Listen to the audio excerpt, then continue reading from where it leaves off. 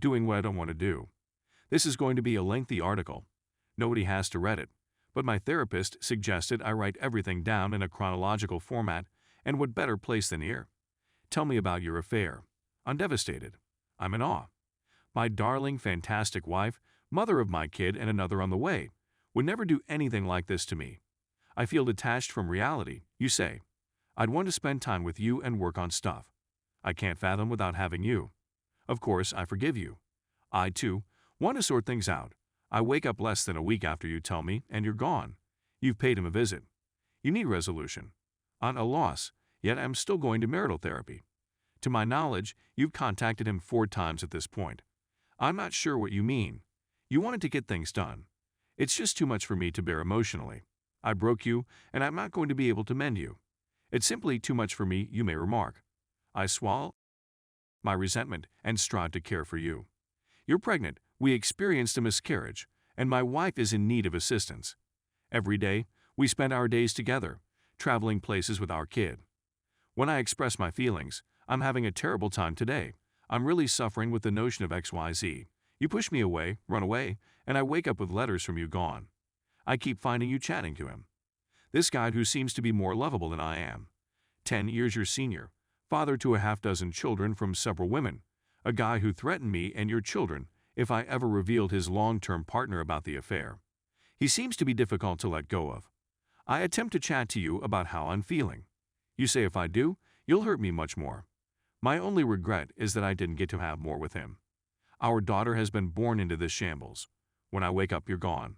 I look up your location. His location of employment, inquire about it. I just needed to go for a drive.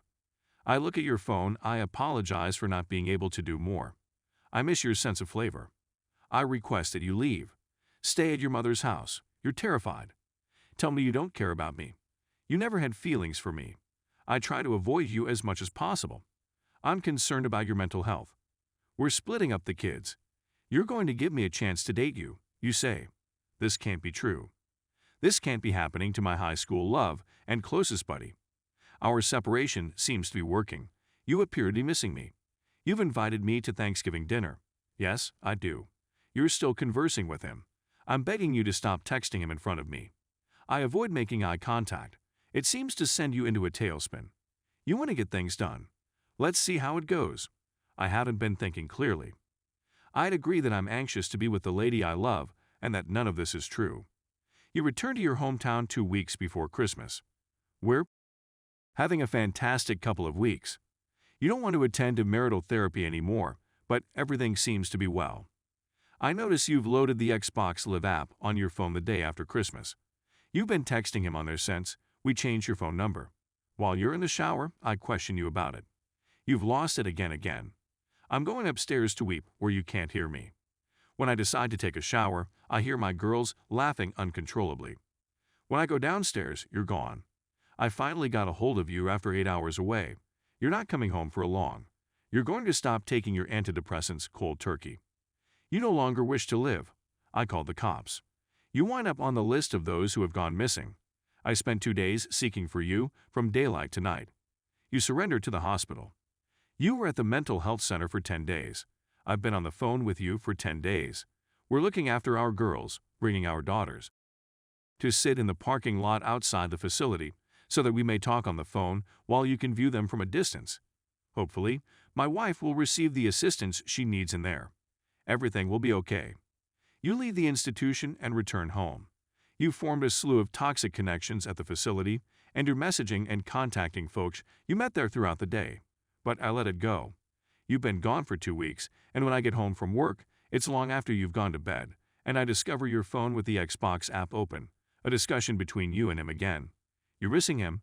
You have garments that smell like him, but have gradually lost their aroma, which makes you unhappy. I'm completely numb. I request that you depart once again. The second separation. I'd want to work on it, but if you ever speak to him again, this is done, I say. Allow the separation to begin. You're at his job less than a week in your separation. It's the library. You're in the library with your new mental health facility buddy T. I call to inquire about the situation. You're freaked out by me. I'm not talking to him. How could you have made such a huge deal out of this? I just let it be. Because I found you weeping, you came over on your birthday. I stated it was difficult, and I didn't know if I could handle it any longer. I needed it to stop. You show up with divorce papers, informing me that you usually hurry things, attempting to get me to make a choice right immediately. I uncontrollably and ask, why are you doing this? I still don't think any of this is taking place. You make fun of me and threaten me, saying if you don't stop weeping, I'm going to punch you in the face. I can't imagine what people would do to me if I said anything like that to you. But, as you put it, you're simply going through a hard patch. I've been doing my best to take care of myself. We're splitting apart the females. You receive half a week more than I do. It's difficult. I adore my girls and hate being away from them.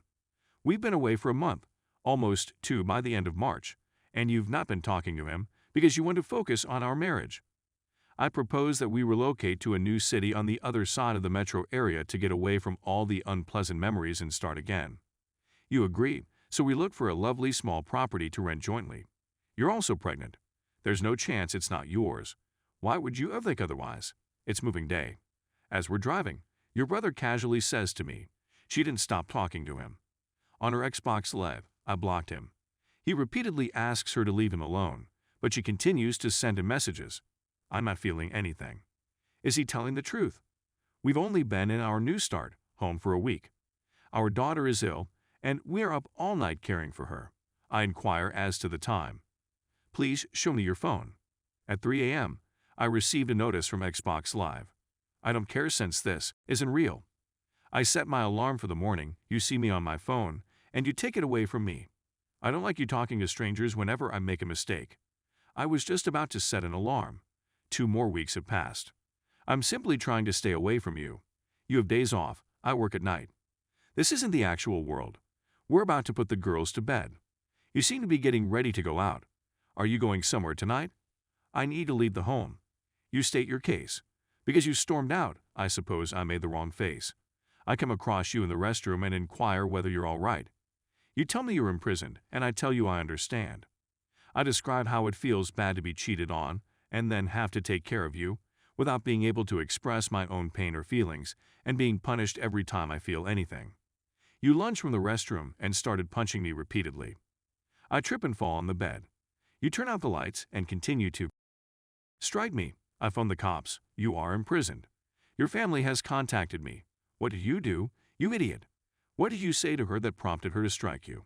Now, who is this genius? It's your fault she's in prison. I can't stop crying.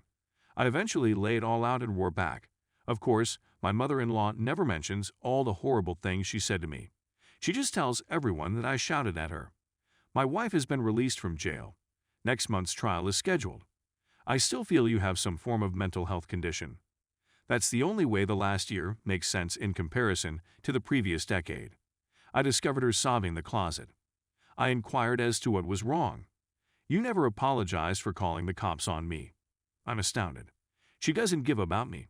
She's cheated on me, verbally and emotionally tortured me for over a year, and now she's physically attacked me, and she's sobbing not because she can't believe what she's done to me, but because I haven't apologized for putting her in prison. I spoke with an attorney about a month ago. They want me to seize all you own and force you to pay me alimony and child support. I don't want any of it. All I want is for this to be finished. I adore my wife, or at least who I believed she was. I want to do all I can to provide for my 2 little daughters, but I can't keep putting up with this. She doesn't give a damn about me. She's told me 1,000 times that she doesn't love me. She no longer bothers to pretend to say it. I'm a large tattooed guy who's being annihilated by a little chick. My wife, my family, you know that's everything I've ever wanted in life, yet you hold it hostage over me. I don't want a divorce, but you've never apologized, never stopped cheating, gaslighted, blame-shifted, and never once shown genuine concern. Please help me. I'm stuck in hell. Edit 1. I just had the post up for 5 minutes and I'm already being downvoted to hell. I'm sure you all think I'm a coward. You're probably correct. It's difficult to believe that the lady you've been in love with for a decade is a monster. Please be patient with me. I didn't expect to receive trash on a support group forum for being candid about being ripped apart by someone you want to trust. Edit 2. I've read as many of the responses as I can. I'll attempt to respond to as many of you as possible, and I appreciate the private messages of encouragement as well. I got down with her last night and looked through the divorce paperwork and began filling them out. I'm sticking to it, and if she won't do it peacefully, which I'm sure she won't, I'll continue work on the lawyer. Many people will tell you to simply go to the lawyer right now. But, to be honest, I'm penniless, and the $3,500 retainer fee alone is a little out of my price range. My wife is a shopaholic, and we spent $10,000 on marital therapy during COVID. Not to add that COVID has had a significant influence on my work.